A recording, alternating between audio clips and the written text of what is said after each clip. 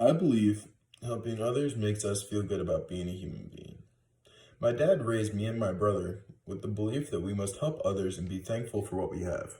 I sometimes find that this is hard to do considering the area I'm growing up in, the school I attend, and the opportunities I'm given. My dad likes to remind us that not everyone is enjoying the same lifestyle as me and my friends.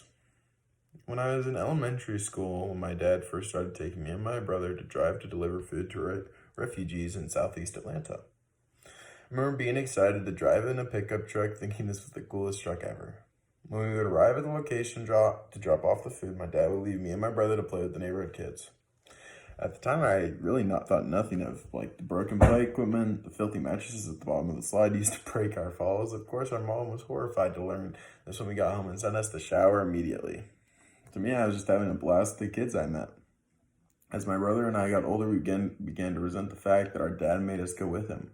We didn't want to talk or hang out with the kids that lived in that area. As we grew up, we had become a little less compassionate and a bit more self-centered. We did everything we could to get out of going to help with the deliveries, eventually angering my dad to the point that he had just told us to stay home. However, he did not tell us to stay home without some parting words of wisdom. He said the delivering food was the easy part, but the feeling you get from knowing you are doing good is irreplaceable. He said it is not something you can buy with money or play on a video game.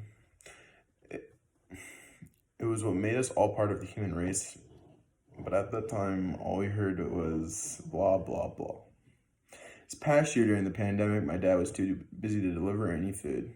Asked if my brother and I would please do it for him. We reluctantly agreed and ended up delivering 8 loads of food over a 2-month period. We behaved nicely to everyone, but we were angry we had to give up our free time for this. We could be at home playing computer games instead. When we arrived there were people always hanging around to greet us, hanging around to help unload the truck, and hanging around to strike up a conversation. The first time we hurriedly dropped off the food so we could get back to our games. Even when we rushed off, they said they looked forward to seeing us for the next trip and hope we could stay and talk. By our 4th trip, my brother and I automatically did as my dad asked, but this time it was different. We realized we were actually starting to enjoy going and being welcomed by people. We began talking with different people from very different backgrounds and life stories from our own. While many had stories of hardship and loss, they were also happy to be living here and have food to eat and a place to live. They did not know anything about me or my brother. They assumed we were just food delivery guys. The way we were received made me understand that no matter what part of town you grew up in, how difficult your life we all share our life experiences and extend compassion. We may have been delivering food, but the kindness they showed us was more valuable to me than anything. I really enjoyed getting to know them and hear their stories. It made me feel part of a larger community and reaffirm my belief that the majority of human beings are great people.